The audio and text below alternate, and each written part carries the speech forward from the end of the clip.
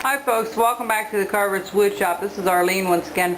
What I want to show you is something that I found fascinating, and I told my uncle in Holland that I would show this to you. This is just an eagle I did some time ago that stands above my door, but I want to show you some tools that I have hanging around, and what that is a tool that they used many years ago for doing wooden shoes. I have one here. It's the same thing. It has a bit of a hook to it, and that was just a plain knife.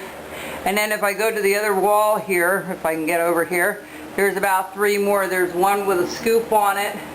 There's one and a handle, like a T handle on both of those. They both have little scoops on the end, like a little spoon, and they're very, very sharp on the top. If I can bring this up there that you can see it, okay?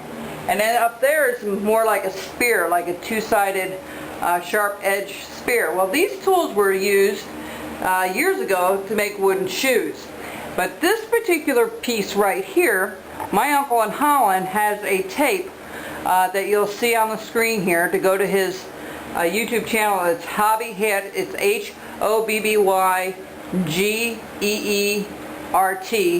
and that's his YouTube channel.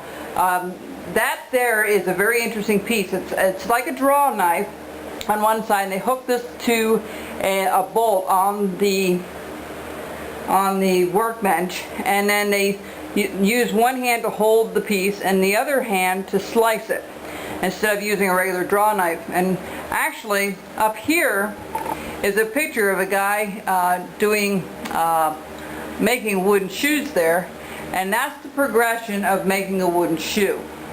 Now the one I did online was just to show you how to, we got to step number 2 up here, that one right there, simply to get the beginner to understand how the grain runs, you know, and when to turn it around, and some basic stuff of wood carving.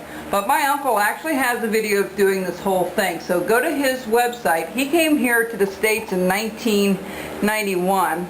And he saw me carving, and he got very interested in it. So what we did is we sat down and we started carving together. We actually did a few Santas together. So he wanted to learn how to do it. So he really had his beginnings here in the States, but he really has his own style of carving, and he did a fantastic job on the pieces that I've seen so far.